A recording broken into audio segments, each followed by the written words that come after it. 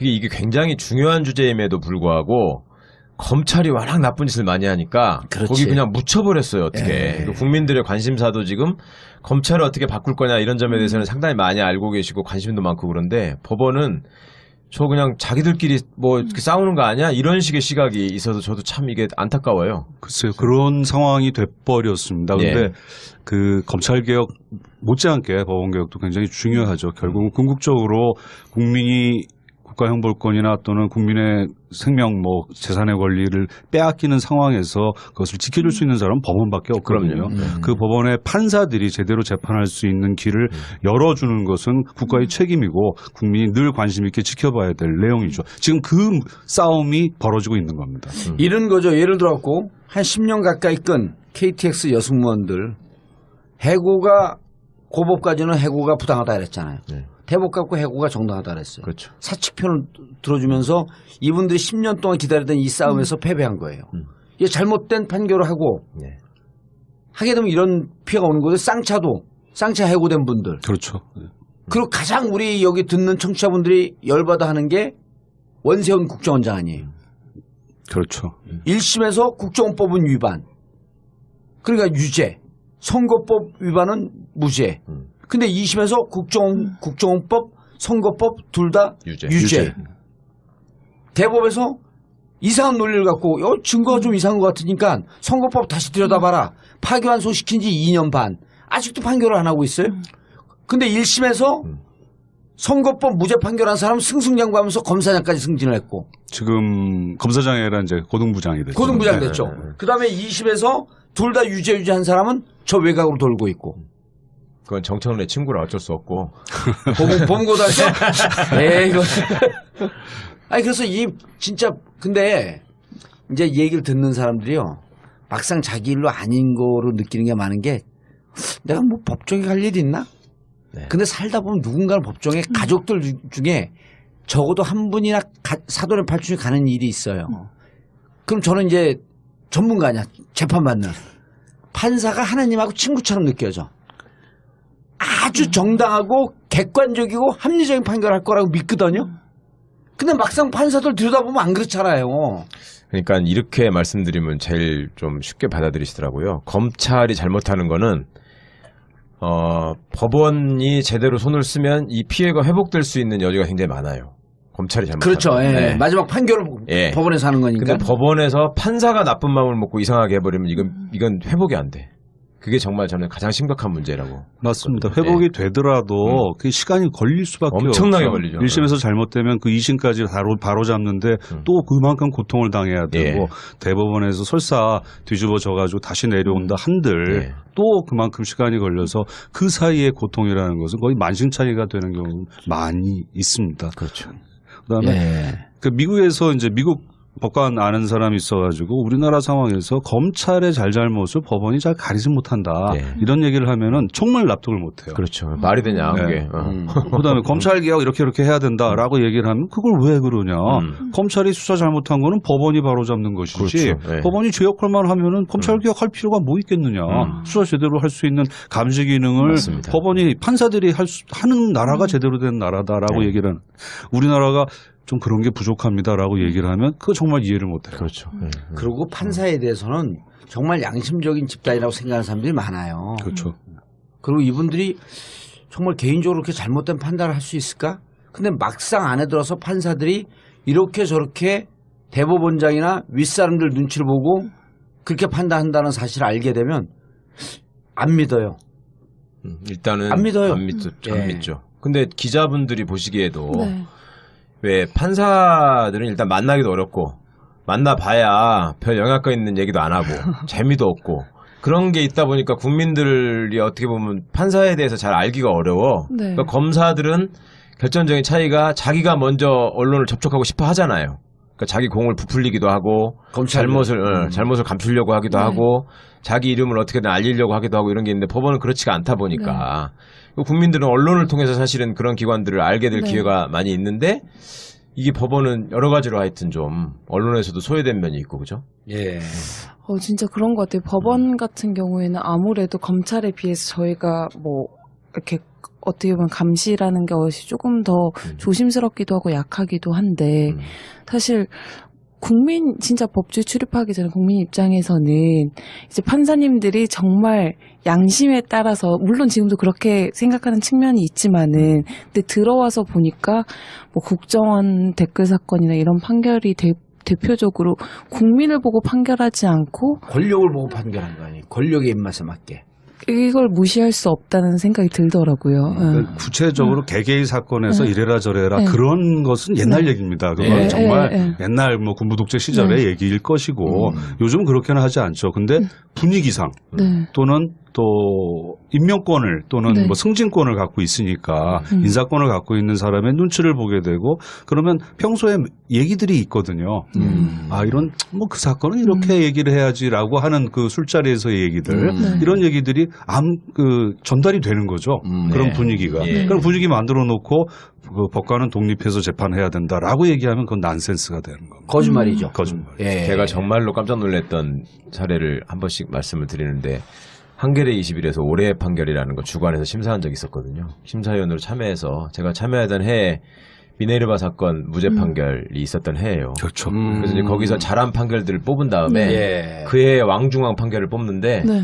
미네르바 무죄 판결을 왕중왕으로 뽑아야 된다는 의견들이 많은 거예요. 그래서 제가 아니 이거는 원래 무죄인데 무죄를 무죄라고 한 게 뭘 그렇게 잘한 거냐. 아닌 거를 아리까리한 거를 예를 들어 법리를 뭐 확실하게 밝혔다거나 뭐 판사가 노력을 해가지고 정말 그 해안을 발휘해가지고 숨겨져 있던 사실을 발견해냈다거나 예. 아니 그랬을 때 하는 거지. 이거는 누가 봐도 무리한 기소고 무죄하는 게 당연한데 그랬더니 그때 심사위원장 맡으신 변호사님이 서울고등법원장 출신이거든요. 대형 로펌의 대표시고 그러시는 거예요. 거기서 제가 참 법관 생활을 30년 넘게 해봤지만 예. 이런 분위기에서는 판사가 그런 재판을 한다는 게 그것도 형사 단독 판사가 쉬운 일이 아니기 때문에 이거 왕중왕을 줘도 됩니다. 나는 그 얘기를 딱 듣는 순간 야 선배 판사가 저렇게 얘기할 정도면 아니 그 분위기라는 게 말이 됩니까? 그 분위기에 휩쓸리지 말고 방금 얘기한 그 분위기. 예 법률과 헌법에 따라서 양심에 따라 독립해서 판단하라고 헌법에 해놨잖아요. 예. 그 멀쩡한 무죄는 무죄라고 하는 게 판사의 당연한 사명인데 그 분위기에서 그렇게 했다는 게 왕중왕이 돼도 아무 하자가 없다라는 걸로 30년 경력의 판사가 얘기할 때 전 진짜 절망했어요 정말. 저도 그 미네르바 사건에 대해서는 저도 경험이 있어가지고 예. 문제는 구속영장 발부 단계였습니다. 그때부터 그랬죠. 그래서 그때는 야 이거 가지고 구속영장 해? 이거는 아니다 해가지고 그때 판사들 사이에서 내기를 했습니다. 네. 근데 그때 9명인지 10명인지 내기를 했는데 7명 8명 정도가 기각이다. 네. 근데 저는 발부하시는 분의 성향을 잘 알았어요. 그래서 발부 쪽으로 네. 배팅을 했죠. 그 이겨서 좋았어요. 진짜 슬픈 일이다. 아무튼 제가 술 샀습니다. 예. 그런 분위기였거든요. 네. 그런 분위기 하에서 단독 소장 판사가 무죄를 한다라는 것은 최 변호사님 생각하는 것이 그렇게 간단한 영장까지 일이 발부가 아니었습니다. 됐는데 네. 영장 그렇죠. 발부가 네. 됐다라고 하는 것은 어쨌든 이 그 구성이 완벽하진 않지만 한 60, 70% 능선 넘어갔다고 보는 거 아니에요? 그렇죠. 이제 그런 분위기에서 저는 그게 이제 지극히 당연한 판결인데도 불구하고 그 법관 개인은 굉장히 큰 용기를 내야 큰 고민 속에서. 고민 속에서 내릴 수밖에 없는 그런 환경이 안타까운 거죠. 예. 근데 그것은 미네르바는 꽤 오래된 얘기긴 합니다만은 지금도 그것이 마찬가지인 그렇죠. 거죠. 예. 그러면 사법 행정하는 사람들은 어떤 역할을 해야 되느냐?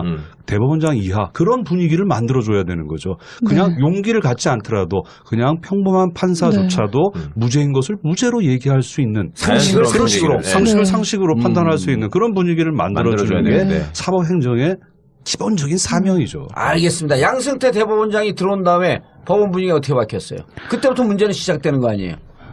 얘기하기 싫어요? 아니요.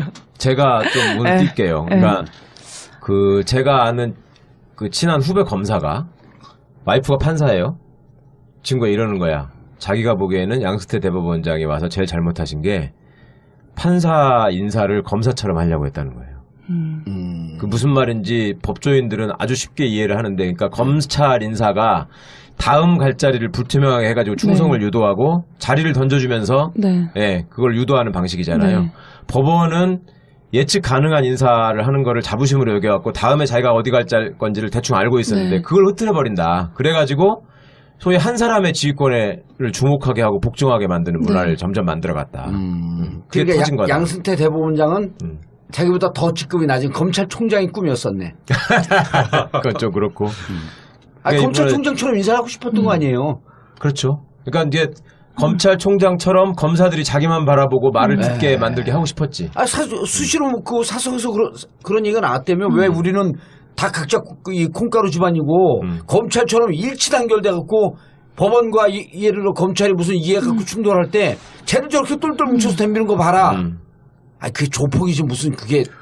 그런 겁니다. 그 전에도 사실은 이제 뭐 서울중앙지방법원의 형사수석, 민사수석, 파산수석부장을 뽑을 때는 그거는 반드시 서열대로 가지는 않았어요. 그렇죠. 저희들은 이제 뭐 나이 순서된 뭐 아무튼 뭐 인관 순서된 순서가 이제 판사들 사이에서는 있고 그것이 이제 다 예측 가능성을 보장하는 것인데 근데 법원장을 나갈 때는 순서대로 나갔죠. 네. 그리고 좀 법원장 임지도 좀 제주지방법원이나 창원지방법원은 좀 서울에서 네. 멀고 다니기 불편하고 뭐 이런 것들인데 그런 것들도 다 이제 어느 정도 예측 가능한 범위에서 예측 운영이 가능한 인사가 됐는데 이루어졌다.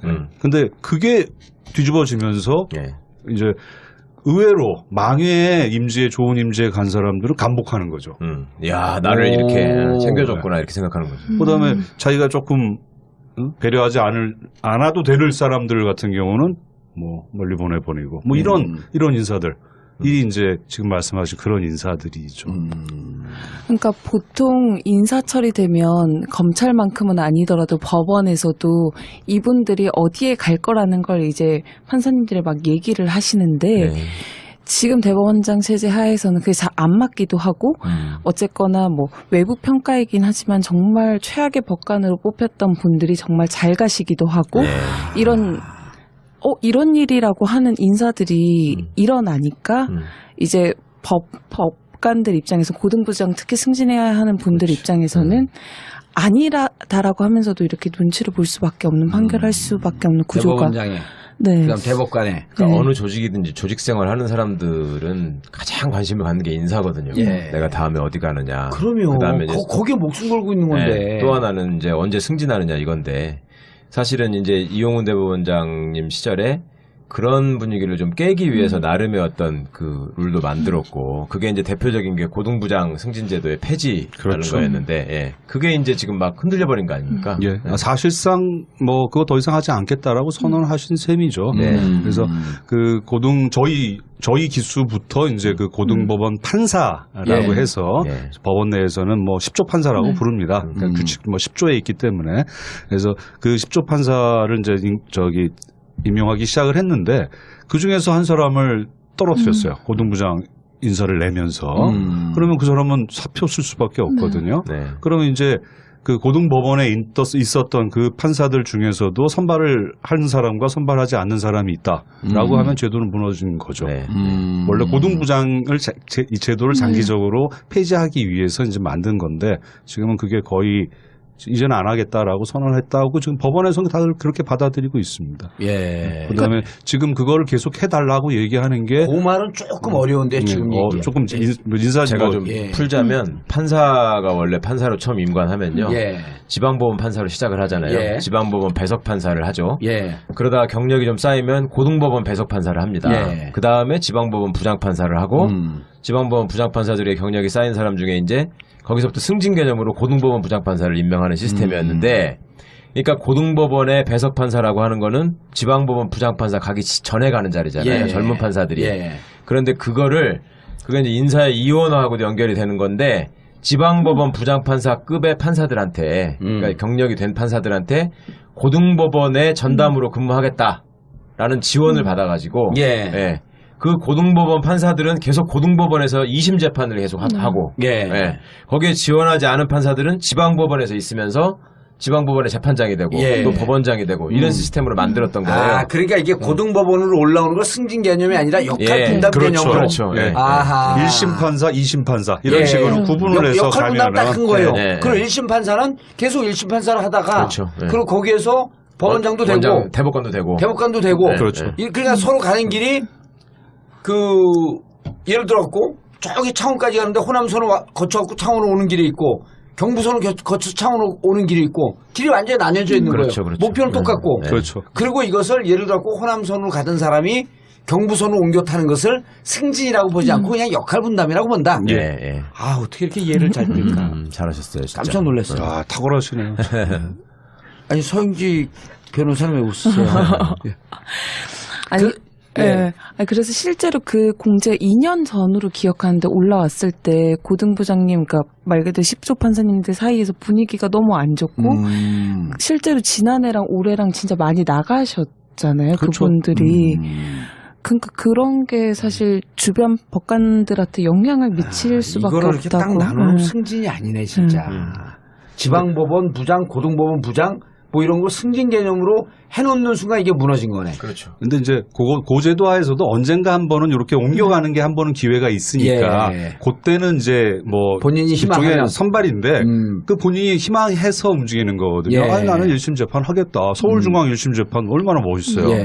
그 1심 재판 하겠다라고 하는 사람들은 또 그대로 남아요. 네. 예. 그다음에 고등법원 가가지고 2심 재판하겠다. 2심 재판하면서 뭐 배석 판사로서 2심 재판 하겠다. 그런 사람들은 또 그런 사람들대로 뭐 움직이는 것이고. 예. 그랬을 때 이 양쪽에 누가 더 뛰어나냐 이런 구별이 없었거든요. 아. 근데 그래서 이제 승진 개념이 아닌 거죠. 아니, 대우 근데 똑같이 이번에 받고. 이제 양승태 대법원장 들어오면서 이게 대체로 승진 개념으로 확 가버린 거죠. 그렇죠. 슬그머니 없앴잖아요. 슬그머니 안 그런 척 하면서 없애가지고. 그리고 이제 중간중간에 또 판사들이 그 법원장이나 자기 위에 있는 판사들의 눈치를 볼 수밖에 없는 시스템을 하나하나씩 만드는 거예요. 그러니까 이 근무 평정을 강화한다거나, 예. 그다음에 재판의 실적을 통계를 내 가지고 계속 알려준다거나, 아. 그다음에 또 한번 보여준 게 이제 우리 성적순으로 매겨버리는 거구나. 그러니까 인사 평정에 신경을 써라 이렇게 만들어 버리는 거죠. 그거 잘 보여라 윗사람한테. 판사 판결을 정확하고 독립적이고 객관적으로 하라가 아니라 네. 윗사람 인사 고가 점수에 더 신경 써라. 그렇죠. 예, 그렇게 하고 또 서교 판사 같은 사람이 이제 재임용 탈락시키면서 아, 판사도 잘릴 수 있네. 너 이렇게 실제로 잘릴 수 있다는 걸 보여줘 버린 거죠. 그래가지고 또 이제 위축되게 만들고. 그래서 이제 그 여파도 단독 판사들한테 굉장히 컸죠. 가령 8년차, 9년차 이제 새로 재임용을 받아야 될 예. 10년이 다 돼가는 판사들 입장에서는 누군가는 탈락하게 되어 있다. 예. 구조가 그렇거든요. 그 사건이 2012년 사건이거든요. 서기호. 그렇죠. 예. 그러니까 누군가는 탈락할 수밖에 없는 구조에서 실제로 탈락하는 자기도 왜 탈락하는지도 모르고 탈락을 하게 만들어 놓으니까 그럼 탈락 안 하려면 내 눈치 잘 봐야 돼. 이제는 성과주의, 능력 인정받아야 돼, 아하. 눈치 봐야 돼. 예. 그게 상당히 여파가 컸어. 그 분위기를 이제 쫙 만들어 놓으면서 그러다가 이제 이번에 2판이 판사 사건이 터진 거죠. 그렇죠. 예. 그런 분위기 속에서 이 사건을 이해를 하시면은 얼마나 이제 판사들이 이제 이해가 돼요. 뭐랄까 쌓였던 게 예. 그대로 폭발을 하는 그런 양상이다라는 걸 이해하실 수 있을 겁니다. 그러니까 이번에 전국 법원에서 100명의 그 대표 판사를 뽑아갖고 회의를 하는데 98명이 먼저 왔고 2명이 좀 늦어갖고 늦지막혀갖고 100명이 다 온 거 아니에요. 그렇죠. 예. 늦은 사람 2명 이름 얘기할까요? 조사하셨군요. 아니 그래서 이 판사건도 그 신문에 나온 것만 봐갖고는 이해를 잘 못해요. 그것도 좀 풀어주셔야 돼. 전국 법관회의가 있게 된 그 이유. 배경. 일단 이게 얼마나 역사적으로 희귀한 일인지를 먼저 알려주는 게 좋을 것 같아요. 전국 법관회의가 늘 있는 줄 알거든요. 전국 법관회의는 그전에는 이런 식의 법관회의가 사실은 없었습니다. 없었죠. 이번 최초잖아요. 예. 2003년도에 한 번 있었죠. 예. 근데 그때도 법관회의라고 이름을 붙이지 않고 그냥 뭐라 그랬었나 그때 판사들 전국 간담회 뭐 이런 예. 식의 이름을 예. 붙였었고 신영철 대법관 사태가 2009년도에 있었는데 예. 그때는 1박 2일 워크샵이라고 했었습니다. 예. 아니 그리고 그때는 그러니까 소집 주체가 달랐어요. 그렇죠. 행정처장께서 소집을 했던 것이고 예. 신영철 대법관 때는 대법원장께서 소집을 했어요. 네. 그래서 대법원장이 오셔가지고 마지막에 이제 식사까지 같이 하시면서 이 말씀도 하시고 하셨는데 요번에는 판사들이 자발적으로 이거 우리 이 문제 가지고 회의해야 되겠다라고 해가지고 아마도 제가 알기로는 유사일에 처음 아닌가 싶습니다. 처음이죠. 그리고 2009년도는 법원별로 법관회의가 열린대. 법원에서 법관회의가 열린 데만 대표자를 파견했고요. 이번에는 무조건 할당을 했어요. 그렇죠. 그래갖고 전체 100명을 딱 할당을 했고 그리고 이번엔 그 판사들이 모여서 양승태 대법원장한테 이거 하자고 요청을 해서 울자 그 뭐 억지로 이게 받아들일 수밖에 없는. 그러니까 그렇죠. 이게 2009년하고 비교도 안 됐더라고. 예. 그래서 고등부장까지 다 이렇게 참여한 것도 처음이잖아요. 그렇습니다. 네. 그러니까 네. 그거는 딱 비례수에 맞춰가지고 비례대표 선출하듯이 예. 그런 식으로 지방법원 몇 명, 선출한 고등부장 몇 거니까요. 명. 네. 그래서 그다음에 배석 판사 그룹, 뭐 단독 판사 그룹, 뭐 기수별 안배까지 예. 해가지고 선출을 한 거니까 명실상부한 대표자 그룹에서 어마어마한 최초의 일이 회의가 열린 이루어진 거예요. 거죠. 해방 이후 최초더라고 보니까. 맞습니다. 그러니까 제가 바깥에서 볼 때 그 사태의 핵심을 이렇게 보자면 판사들의 어떤 의구심이나 자존심에 불을 지르게 된 게 예. 이탄희 판사의 이례적인 인사가 있고 나서 법원 행정처에 대한 조사, 그다음에 예. 그 인사 파동에 대한 조사가 공정하게 이루어질 거라고 기대를 했고 그것이 또 진상위원회가 어쨌든 열렸잖아요. 예, 많은 기대를 하고 있었죠. 예. 그런데 거기서 도저히 판사는 물론이고 일반인도 이해할 수 없는 이상한 결론을 그러니까 이제 그때 핵심이 누구나 다 법관들이 블랙리스트라는 것이 과연 진짜로 존재하느냐 예. 이런 부분들을 명확히 규명해서 밝히는 게 필요하다라는 생각을 했죠. 예. 그런데 그 부분에 대해서 그냥 컴퓨터를 열어보면 안 된다. 예. 줄수 없다. 개인정보 때문에. 예. 이런 이제 핑계를 대면서 그냥 너무 술구머니 넘어가 버렸고 그렇다 보니 왜 이게 도대체 이렇게 된 거냐. 그리고 법관들이 그걸 모를 수 있었던 상황이 아니고 이미 법원 내부에서는 그때 그 깡통 컴퓨터를 받은 판사가 업무에 필요한 파일을 구하러 돌아다녔기 때문에 다 알고 있었거든. 그 이상한 컴퓨터가 하나 있다라는 예. 거에 대해서. 근데 그거를 그런 식으로 덮으려고 하니 또 그 내부에서 법관들이 건전한 제안을 했다고요. 이걸 이렇게 하면은 개인정보의 유출이나 피해 없이 다 할 수 있다라는 여러 가지 제안을 했는데 일체 다 무시당하고 예. 그러다 보니까 이제 이런 식으로 방치를 하면 그걸 그렇게 표현했죠. 이게 법원이 자정을 하지 못하면 스스로 이걸 정리하지 못하면 예. 지금 검찰이 압수수색해가지고 수사를 하게 될 상황이 왔거든요. 아, 그렇죠. 네. 아니 이판희 판사가 깡통 그 블랙리스트가 있었다라고 하는 컴퓨터가 바로 지정하는 그 깡통 컴퓨터 그건데 네. 이게 다 나왔던 거 아니에요? 그 존재 자체가 뭐 그건 추정을 한 거죠. 추정이 아니라 그렇게 얘기를 들었고 이탄희 예. 판사는 이탄희 야, 판사는 너 인사모 아니야? 저 인사모 아닌데요? 인권을 생각하는 사람들이 뭐 저 아닌데 이렇게 너 인사모 아니야? 여기 자료 보면 다 있어. 그러니까 실제로 너 이거 들여다볼까?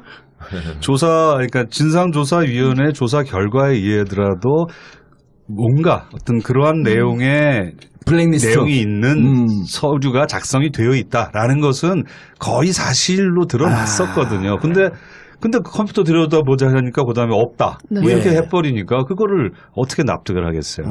그러니까 그래서 더더욱 이제 판사들이 조사 결과를 이제 믿지 못하겠다라고 이제 나온 거죠.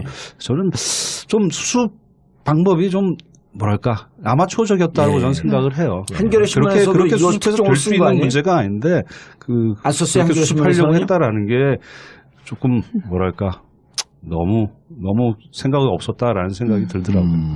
근데 왜 이렇게까지 됐어요? 법원이 사실은 이런 문제가 그전에는 판사들 몇 명에서 연판장만 돌리기 시작해도 다 난리가 나잖아. 관두고 나가고 다 정리하고 이랬었는데 나름의 자존심을 지키려는 조직이었는데 이게 지금 이렇게 얼토당토하는 얘기를 대중을 상대로 판사를 상대로 발표까지 했잖아요.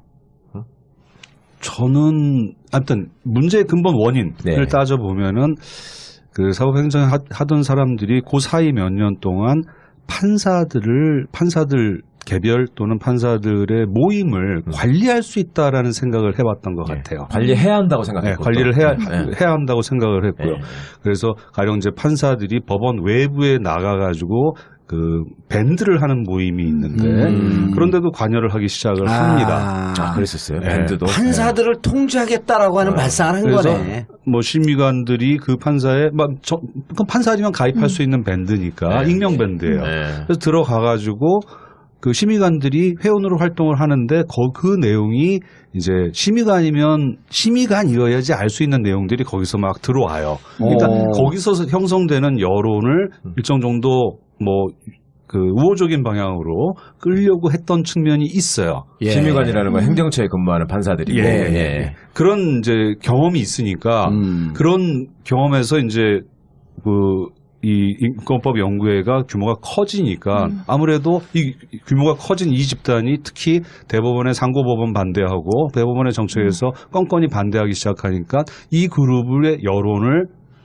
우호적으로 이끌려고 했던 것 같아요. 그게 본질이죠. 그래서 이탄희 판사가 행정처로 들어가게 되고 그 다음에 그 모 부장이 그 인권법 연구회를 계속 관리하고 모니터링하고 그 모 부장 다 나왔어요. 다 나왔어요. 그 사람 국제인권법 연구회 회장 출신 거 다 알아요. 아무튼 뭐 이 부장은 그런 걸 계속 모니터링하고 보고하고 그다음에 또 그 보고에서 끝나는 게 아니라 대책 회의를 하고 그 연장선상에서 뭐 설문조사하고 심포지움 한다 그러니까 일단 지금 하지 마라 또는 축소해라 뭐 이런 식의 그 결국 관리거든요. 관리 통제. 판사들의 자율적인 모임과 판사들의 의견을 관리할 수 있다라고 생각하는 그 오만. 이게 문제의 발단이라고 저는 생각을 합니다. 그러다 보니까 그 흔적이 남아 있을 거 아니에요. 그 흔적을 보자고 하니까 이제 드러났는데 일단은 드러났는데 그걸 보자고 하니까 감추려고 하는 거죠. 없다고 하고. 없다고 하고. 그럼 뭔가는 있으니까 봤다고 하는 사람과 그걸 들었다고 하는 사람이 있을 수밖에 없는 거지 않습니까? 그게 지금의 문제인 것 같아요. 그 취재를 해보면 판사들의 불만 내지는 의구심은 어디에 집중되어 있는 것 같아요? 이번 회의의 쟁점을 바라보는 시각이나 이런 걸. 그러니까 일단 판사님들이 어쨌거나 문제 제기를 세게 하는 부분이 2009년도에도 어쨌거나 이 정도까지는 아니었지만 그런 부분에 대해서 문제가 있다고 했음에도 불구하고 사실 유야무야 그게 넘어갔었고. 그렇죠. 2009년은 뭐 무슨 사태? 신영철 촛불 배당 이제 개입했던 거기에 개입했던 것에 대해서도 엄청난 사건이었는데 사실 건재 끝까지 고리배를 내밀었잖아 처음에는. 했었기 때문에 이번에는 똑같이 그렇게 유야무야 넘어가면 안 된다라는 문제의식이 일단 공감대가 되게 큰 것 같고 그리고 어쨌거나 이거는 사법부 신뢰랑도 되게 연결되어 있는 문제인데 행정처가 지금 하고 있는 그 진상조사위에 뭐 믿었었는데 결과를 보면 아무것도 어디까지 뭐 신뢰할 수가 없기 때문에 거기에 대한 이제 문제의식과 어떻게든 뭐 해결 방안을 도출해야 되겠다는 이런 공감대가 있으신 것 같아요. 그러니까 사법부 전체가 신뢰의 위기 마지막 절벽에 서 있다 이런 판단들이 있었던 거네요. 그렇죠. 뭐 지금 뭐 법관회의에 참석했던 판사들 그다음에 지금 뭐 내부 게시판에 지금 글을 쓰고 있는 판사들 그게 마음이 편하겠습니까? 저는 그 사람들 언론 재판에 전념케 하는 것이 국민을 위한 길이라고 저는 생각을 하고 이 사태의 책임, 이 사태를 야기한 쪽에서 문제를 해결해야 된다고 생각을 합니다. 그래서 양대 본장께서 얼른 수습책 내놓고 잘못한 거 잘못했다고 하고 그다음에 재발 방지책 하고 그런 식으로 판사들을 설득할 수 있어야지 좀 안정이 되지. 그다음에 그것이 그 기초에 의해서 그러면 우리가 고칠 것은 뭐냐라는 논의가 이루어져야지 건설적인 움직임이 되는 것이 지금은 서로 너무 상처를 받고 있는 거 아닌가 싶어요. 판사들 굉장히 자존심 강한 사람들이거든요. 지금 게시판 내에서 치고받고 하는 거 그거 앙금 상당히 남습니다. 게시판 내에서 치고받고 하고 있어요? 익명 게시판이 만들어져 가지고 그 안에서 이제 날선 단어들이 오간다고 하는데 그러니까 이거는 이제 그 외부에서 이 어떤 개혁의 움직임을 망가뜨리려고 하는 사람들은 무슨 법원 내 좌우의 대립 내지는 무슨 뭐 그 정치적인 것처럼 자꾸 몰고 가려고 하는데 이거는 지금 그런 싸움이 아니고 적어도 진실을 가리려는 사람과 진실을 밝히려는 사람의 싸움이라는 건 명백한 거고요. 그 국제인권법연구회가 무슨 진보 성향이 아니잖아요. 인권을 생각하는 사람들은 좀 그럴 수가 있는데 그렇지 않은 사람들이 그러니까 우리 대한민국의 인권 이 부분을 다른 나라의 인권의 수준과 비교하고 공부를 좀 하자 그랬던 게 처음 그 발단 아니에요? 맞습니다. 국제인권 수준을 맞춰가지고 우리 법도 그렇게 발전시키자. 재판에서 규범으로 삼자. 뭐 이런 연구를 하기 시작을 했고 판사들은 그렇게 진보적인 사람이 별로 없습니다. 판사가 진보적이면 얼마나 되겠어요. 그저 우리 헌법 법률 지키자는 사람들이. 그러니까 저 시정 때리는 거 보니까 없더라고요. 근데 그게 그런 표방하는 가치나 이런 것들이 어떻게 보면 보편적이었기 때문에 짧은 기간 내에 법원 내에 가장 큰 학회가 된 거잖아요. 이게. 근데 그거를 갖다가 3,000명 중에 480명, 16% 내지 17%쯤 되더라고요. 그러니까 뭐 젊은 판사들 입장에서는 가장 이렇게 개방적이고 허심탄회하게 자기들 얘기를 할 수 있는 공간인 거죠. 일종의 뭐 그렇게 편하게 만들어주는 커뮤니티가 없으니까 그래서 판사들이 많이 모인 것 같더라고요. 근데 거기 멤버 있었어요? 저는 우리법연구회 소속이었기 때문에 초기에 우리법연구회 소속은 가급적이면은 들어가지 말자. 우리법연구회는 혹시 오해를 한다. 우리법연구회 회원 판사들은 실제로 좀 진보적인 분들이 많았고. 뭐 그렇지 않나요? 여러 가지 스펙트럼도 그것도 다양했습니다. 한 120명 됐었잖아요. 그렇죠. 회원이.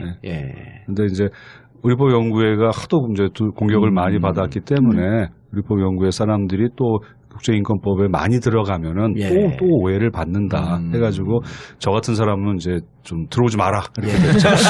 그래서 가입 신청자 각하됐습니다. 그런데 일각에서는 양승태 대법원장 지금 이제 임기도 한 2달 남짓 남았는데 퇴진 안 하는 건 좀 뭐 앞뒤가 안 맞는 얘기 아니야 이런 얘기를 하는 사람들도 있거든요. 퇴진 요구가 정식으로 나온 건 아니죠. 뭐 판사 한 분이 임명 게시판에 쓰신 것 같더라고요. 근데 뭐 거기는 조금 뭐 더 많을 수도 있을 것 같긴 한데 저는 퇴진보다는 책임지고 수습을 하시는 게 전 맞다고 생각을 하십니다. 이 상태에서 이 문제를 그대로 놓고 퇴진을 하시는 건 저는 무책임하다고 생각을 하고 해결을 하고 어떤 식으로 간에 그 문제를 풀어나갈 수 있도록 그다음에 신뢰가 회복이 될 수 있는 기초를 닦고 새 대법원장에게 넘겨드리는 것이 저는 정도라고 생각하고 그게 양 대법원장이 하실 일 아닌가 싶습니다.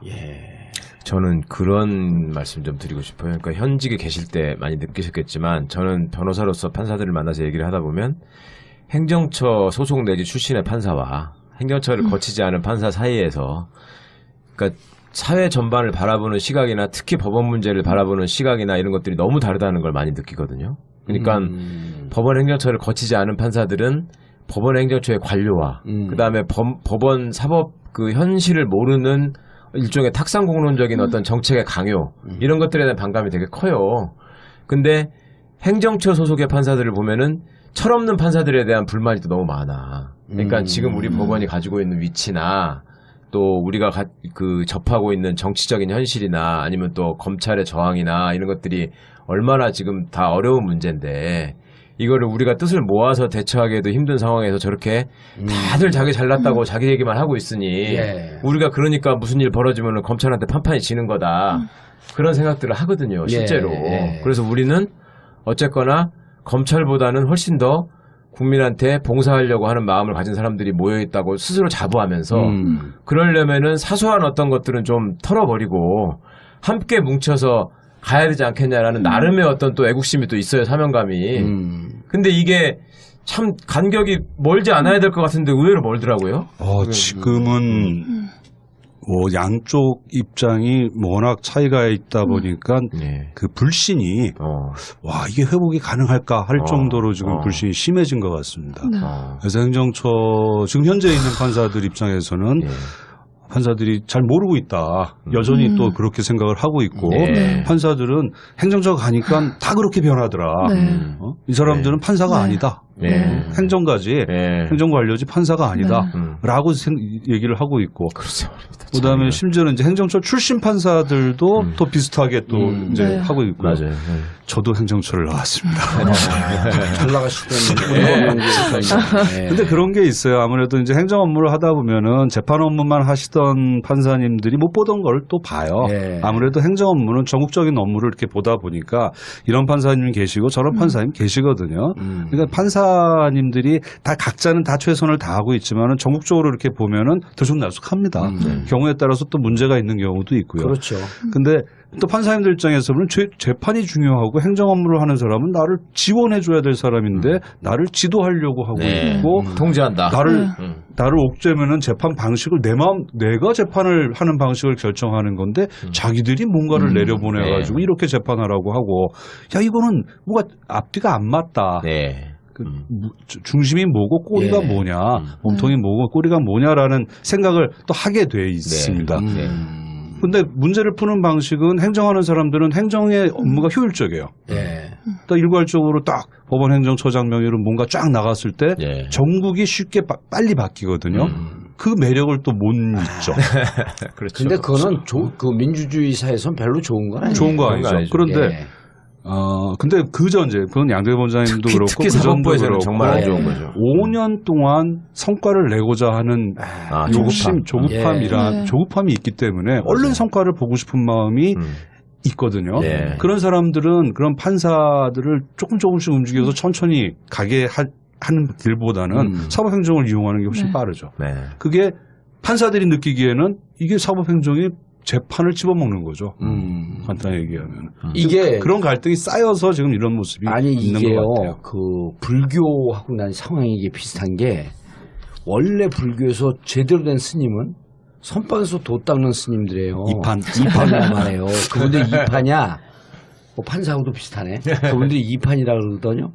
그런데 어느 날 이분들의 도를 잘 닦기 위해서 행정적으로 도와주기 시작하는 사판이 생기기 시작한 행정만 보는. 그렇죠. 근데 이게 이제 현대화되면서 종교에 돈이 모이기 시작하니까 이게 사판승이 이렇게 힘을 받은 게 얼마 안 돼요. 해방 이후에요. 맞습니다. 예. 돈이 모이기 시작하니까 행정부에 돈이 모이거든요. 이 돈을 갖고 선방에서 도 닦는 진짜 스님들을 통제하기 시작하는 거예요.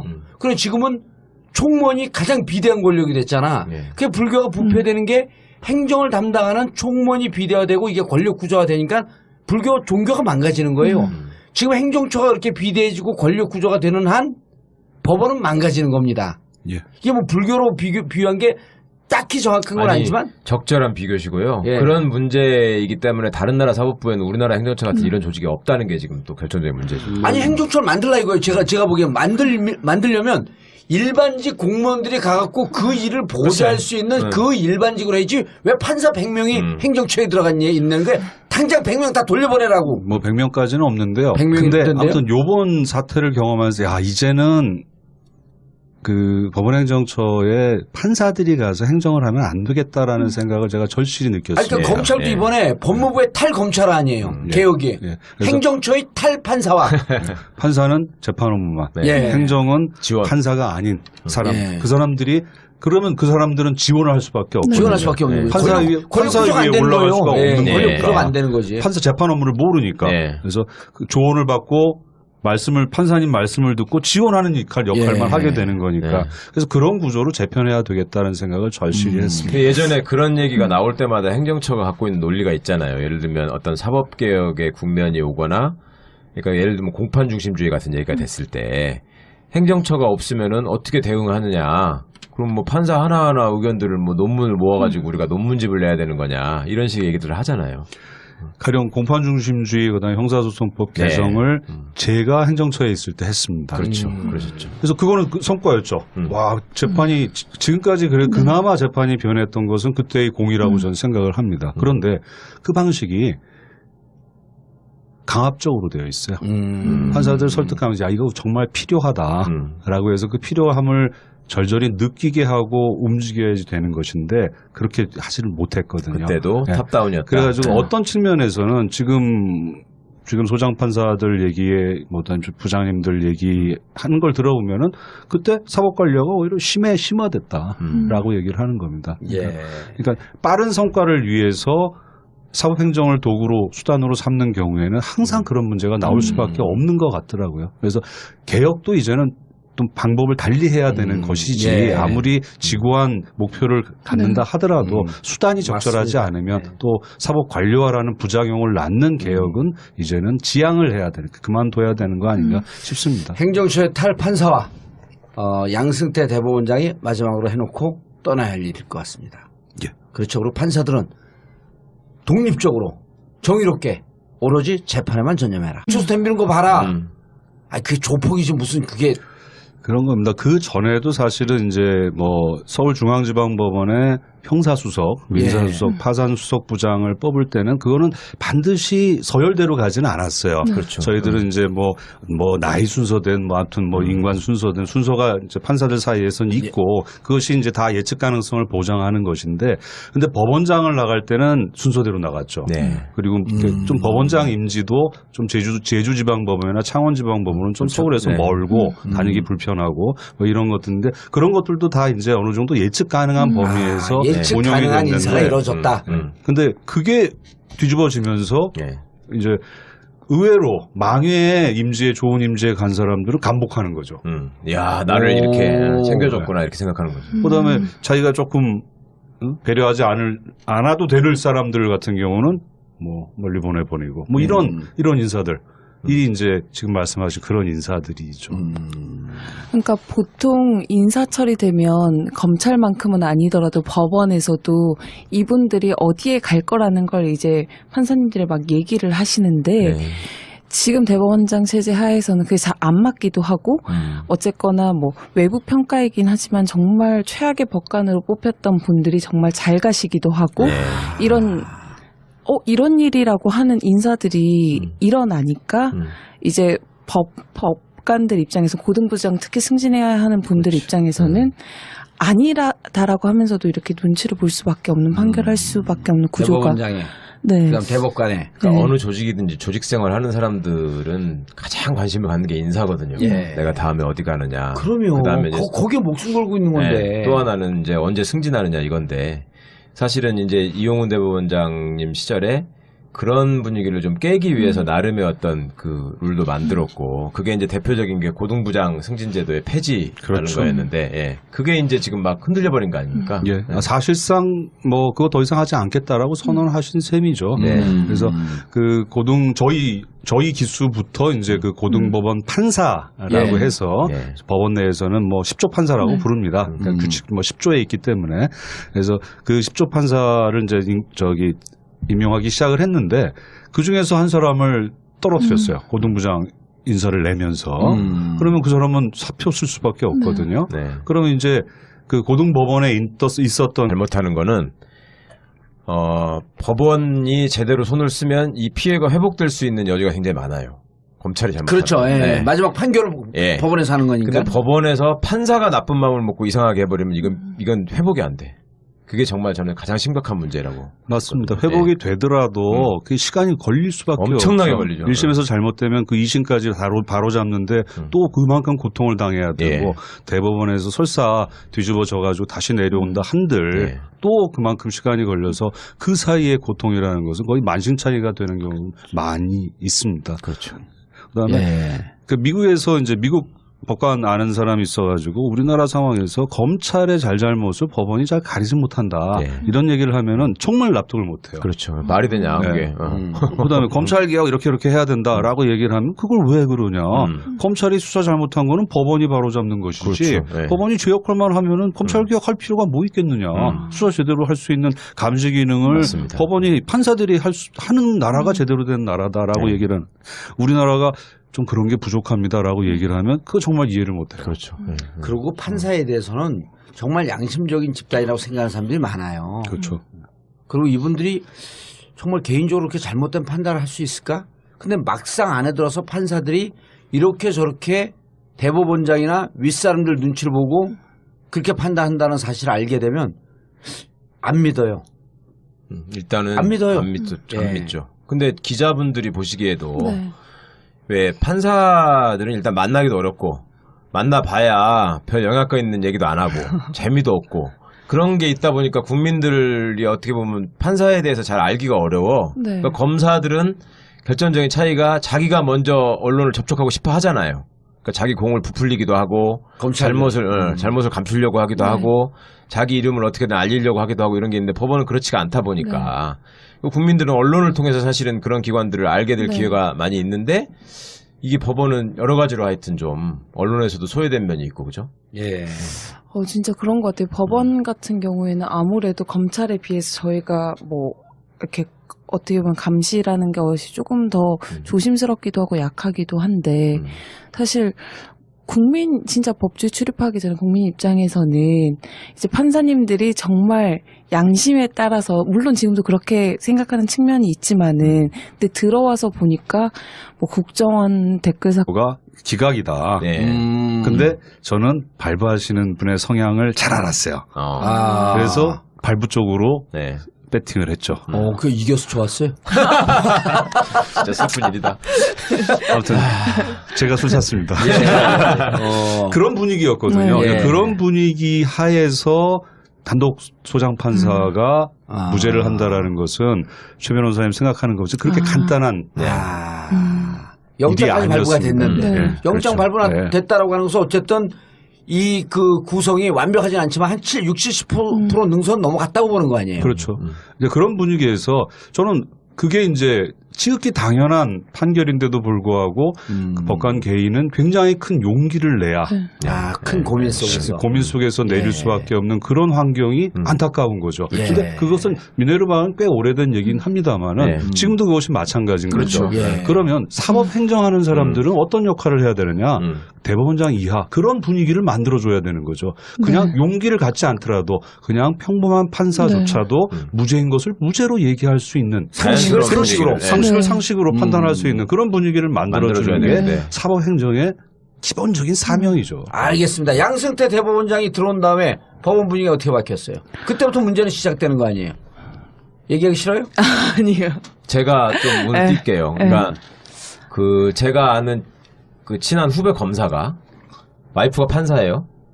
친구가 이러는 거야. 자기가 보기에는 양승태 대법원장이 와서 제일 잘못하신 게 판사 인사를 검사처럼 하려고 했다는 거예요. 그 무슨 말인지 법조인들은 아주 쉽게 이해를 하는데, 그러니까 검찰 인사가 다음 갈 자리를 불투명하게 해가지고 충성을 유도하고 자리를 던져주면서 네. 예, 그걸 유도하는 방식이잖아요. 네. 법원은 예측 가능한 인사를 하는 거를 자부심으로 여겨갖고 다음에 자기가 어디 갈 건지를 대충 알고 있었는데 네. 그걸 흐트려버린다. 그래가지고 소위 한 사람의 지휘권을 주목하게 하고 복종하게 만드는 문화를 점점 만들어갔다. 그게 그러니까 터진 거다. 양승태 대법원장은 자기보다 더 직급이 낮은 검찰총장이 꿈이었었네. 그건 좀 그렇고. 아니, 그러니까 검찰총장처럼 인사를 하고 싶었던 거 아니에요? 그렇죠. 그러니까 이제 검찰총장처럼 검사들이 자기만 바라보고 말을 듣게 만들게 하고 싶었지. 아, 수시로 그 사석에서 그런 얘기가 나왔다며 왜 우리는 다 각자 이 콩가루 집안이고 검찰처럼 일치 단결돼갖고 법원과 예를 들어 검찰이 무슨 이해 갖고 충돌할 때 쟤는 저렇게 똘똘 이게 굉장히 중요한 주제임에도 불구하고 검찰이 워낙 나쁜 짓을 많이 하니까 그렇지. 거기 그냥 묻혀버렸어요. 어떻게. 예. 국민들의 관심사도 지금 검찰을 어떻게 바꿀 거냐 이런 점에 대해서는 상당히 많이 알고 계시고 관심도 많고 그런데 법원은 저 그냥 자기들끼리 뭐 이렇게 싸우는 거 아니야? 이런 식의 시각이 있어서 저도 참 이게 안타까워요. 글쎄요. 그런 상황이 돼버렸습니다. 근데 예. 그 검찰개혁 못지않게 법원개혁도 굉장히 중요하죠. 결국은 궁극적으로 국민이 국가형벌권이나 또는 국민의 생명, 뭐 재산의 권리를 빼앗기는 상황에서 그것을 지켜줄 수 있는 사람은 법원밖에 없거든요. 그 법원의 판사들이 제대로 재판할 수 있는 길을 열어주는 것은 국가의 책임이고 국민이 늘 관심 있게 지켜봐야 될 내용이죠. 지금 그 싸움이 벌어지고 있는 겁니다. 이런 거죠. 예를 들어갖고 한 10년 가까이 끈 KTX 여승무원들 해고가 고법까지는 해고가 부당하다 그랬잖아요. 대법 갖고 해고가 정당하다 그랬어요. 그렇죠. 사측편을 들어주면서 이분들이 10년 동안 기다리던 이 싸움에서 패배한 거예요. 이게 잘못된 판결을 하고 네. 하게 되면 이런 피해가 오는 거죠. 쌍차 해고된 분들. 그렇죠. 그리고 가장 우리 여기 듣는 청취자분들이 열받아 하는 게 원세훈 국정원장 아니에요. 그렇죠. 1심에서 국정원법은 위반. 그러니까 유죄. 선거법 위반은 무죄. 근데 2심에서 국정원법, 선거법 둘 다 유죄. 유죄. 대법에서 이상한 논리를 갖고 증거가 좀 이상한 것 같으니까 선거법 다시 들여다봐라. 파기환송시킨 지 2년 반. 아직도 판결을 안 하고 있어요. 근데 1심에서 선거법 무죄 판결한 사람 승승장구하면서 검사장까지 승진을 했고. 지금 검사장이 아니라 이제 고등부장이 됐죠. 고등부장 됐죠. 그다음에 2심에서 둘 다 유죄한 사람은 저 외곽으로 돌고 있고. 그건 정청래 친구라 어쩔 수 없고. 범고다에서? 에이, 이거. 아니, 그래서 진짜, 근데, 이제 얘기를 듣는 사람들이요. 막상 자기 일로 아닌 거로 느끼는 게 많은 게, 내가 뭐 법정에 갈 일이 있나? 네. 근데 살다 보면 누군가는 법정에 가족들 중에 적어도 한 분이나 사돈의 팔촌이 가는 일이 있어요. 그럼 저는 이제 전문가 아니야. 재판받는. 판사가 하나님하고 친구처럼 느껴져. 아주 정당하고 객관적이고 합리적인 판결할 거라고 믿거든요. 근데 막상 판사들 들여다보면 안 그렇잖아요. 그러니까 이렇게 말씀드리면 제일 좀 쉽게 받아들이시더라고요. 검찰이 건이나 이런 판결이 대표적으로 국민을 보고 판결하지 않고 권력을 보고 판결한 거 아니에요. 권력의 입맛에 맞게. 이걸 무시할 수 없다는 생각이 들더라고요. 구체적으로 개개의 사건에서 이래라 저래라 네. 그런 것은 옛날 얘기입니다. 그건 네. 정말 옛날 뭐 군부독재 시절의 얘기일 것이고 요즘은 그렇게는 하지 않죠. 근데 분위기상 네. 또는 또 임명권을 또는 네. 뭐 승진권을 갖고 있으니까 인사권을 갖고 있는 사람의 눈치를 보게 되고 그러면 평소에 얘기들이 있거든요. 아 이런 뭐 그 사건은 이렇게 얘기를 해야지라고 하는 그 술자리에서의 얘기들 네. 이런 얘기들이 전달이 되는 거죠. 그런 네. 분위기가. 예. 그런 분위기 만들어 놓고 그 법관은 독립해서 재판해야 된다라고 얘기하면 그건 난센스가 되는 겁니다. 거짓말이죠. 거짓말. 예. 제가 정말로 깜짝 놀랐던 사례를 한 번씩 말씀을 드리는데 한겨레 21에서 올해의 판결이라는 거 주관에서 심사한 적이 있었거든요. 심사위원으로 참여해서 제가 참여하던 해에 미네르바 사건 무죄 판결이 있었던 해예요. 그렇죠. 그래서 이제 거기서 잘한 판결들을 뽑은 다음에 예. 그 해에 왕중왕 판결을 뽑는데 네. 미네르바 무죄 판결을 왕중왕으로 뽑아야 된다는 의견들이 많은 거예요. 그래서 제가 아니 이거는 원래 무죄인데 무죄를 무죄라고 한 게 뭘 그렇게 잘한 거냐. 아닌 거를 아리까리한 거를 예를 들어 법리를 뭐 확실하게 밝혔다거나 뭐 판사가 노력을 해가지고 정말 그 해안을 발휘해가지고 숨겨져 있던 사실을 발견해냈다거나 예. 아니 그랬을 때 하는 거지. 이거는 누가 봐도 무리한 기소고 무죄하는 게 당연한데 그랬더니 그때 심사위원장 맡으신 변호사님이 서울고등법원장 출신이거든요. 대형 로펌의 대표시고 그러시는 거예요. 거기서 제가 참 법관 생활을 30년 넘게 해봤지만 예. 이런 분위기에서는 판사가 그런 재판을 한다는 게 아. 그것도 형사 단독 판사가 쉬운 일이 아니기 때문에 이거 왕중왕을 줘도 됩니다. 나는 그 얘기를 딱 듣는 순간 야 선배 판사가 저렇게 얘기할 정도면 아니 그 분위기라는 게 말이 됩니까? 그 분위기에 휩쓸리지 말고 방금 얘기한 그 분위기. 예, 법률과 헌법에 따라서 양심에 따라 독립해서 판단하라고 헌법에 해놨잖아요. 예. 그 멀쩡한 무죄는 무죄라고 하는 게 판사의 당연한 사명인데 그 분위기에서 그렇게 했다는 게 왕중왕이 돼도 아무 하자가 없다라는 걸로 30년 경력의 판사가 얘기할 때 전 진짜 절망했어요 정말. 저도 그 미네르바 사건에 대해서는 네. 저도 경험이 있어가지고 예. 문제는 구속영장 발부 단계였습니다. 그때부터 그랬죠. 그래서 그때는 야 이거 가지고 구속영장 해? 이거는 아니다 해가지고 그때 판사들 사이에서 내기를 했습니다. 네. 근데 아. 그때 9명인지 10명인지 내기를 했는데 7명, 8명 정도